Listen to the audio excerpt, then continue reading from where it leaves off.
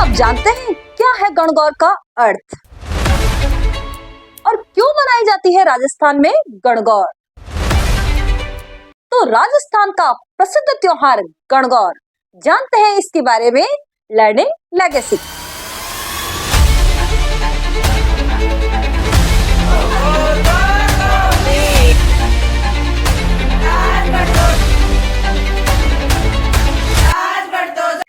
Hello guys, welcome to my class learning legacy. Learning legacy class में आप सभी का स्वागत है। तो बच्चों, कैसे हो आप? आशा करती हूँ आप हमेशा की तरह स्वस्थ, मस्त और व्यस्त होंगे।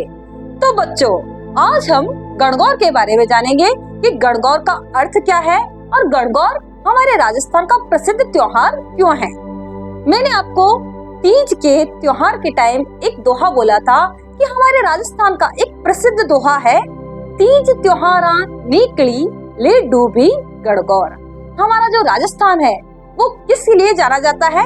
त्योहारों के लिए ये फेमस है, प्रसिद्ध है हमारा राजस्थान। तो क्या दोहा होता है? तीज त्योहारा निकली ले डूबी गणगौर। तो जब तीज आती है, सावन की जब तीज आती है, तो हमारे राजस्थान में क्या लग जाती है? त्योहारों की छड़ी लग जाती है। हम क्या करते हैं? सावन के झूले गाते गाते क्या करते हैं? हम बहुत सारे त्योहार मनाते हैं। और फिर सावन के बाद जब हम सारे त्योहार मनाते हैं तो हमारे त्योहारों का एंड कब होता है? गणगौर पर। यानी तीज से हमारे त्योहार शुरू होते हैं, आरंभ होते हैं, और अंत कहाँ पर होता है? गणगौर के दिन। अब हम गणगौर के बारे में समझेंगे कि गणगौर क्या है।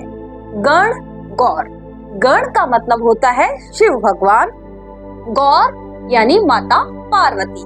तो गणगौर की जो पूजा होती है भगवान शिव और माता पार्वती के रूप में मनाई जाती है। गण का मतलब होता है शिव और गौर का मतलब होता है पार्वती। तो गण क्या है? भगवान शिव है जो कि ईश्वर के रूप में हम उन्हें पूजते हैं। गौर यानी माता पार्वती जो कि गौरी मैया है। तो गौर किसे कहा जाता है? पार्वती मैया के रूप में हम ईश्वर और गणगौर यानी गौर को मनाते हैं। तो जो गणगौर का जो पर्व है वो 16 दिन तक चलता है। क्या होता है?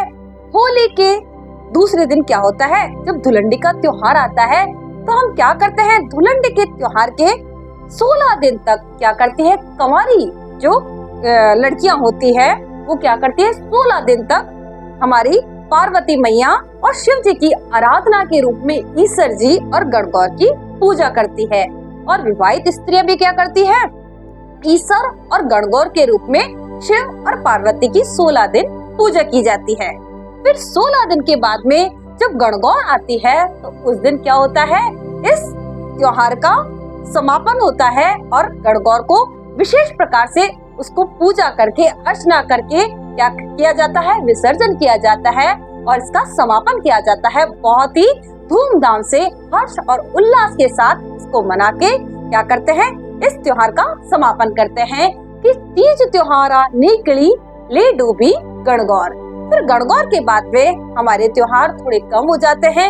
फिर वापस हमारे त्योहार कब से प्रारंभ होते हैं? सावन की तीज से हमारे राजस्थान में त्योहारों का आरंभ होता है, प्रारंभ होता है। और गणगौर से हमारे त्योहारों की क्या हो जाती है? समाप्ति हो जाती है, समापन हो जाता है। तो समापन भी हम क्या करते हैं? जो राजस्थान के लोग हैं वो बहुत ही धूमधाम और हर्ष और उल्लास के साथ करते हैं। तो यही है हमारे गणगौर की जानकारी। गण यानी शिव, गौर यानी पार्वती मैया। तो गणगौर के दिन कुंवारी कन्याएं और विवाहित स्त्रियां गणगौर की पूजा क्यों करती है?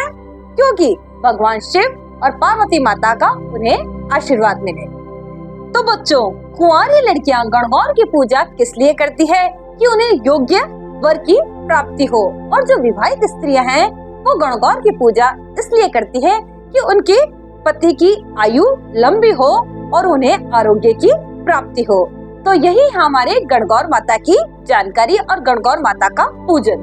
तो बच्चों, आशा करती हूँ कि आपको गणगौर के बारे में ये जानकारी अच्छी लगी होगी। यदि आपको ये जानकारी अच्छी लगे तो आप क्या करोगे?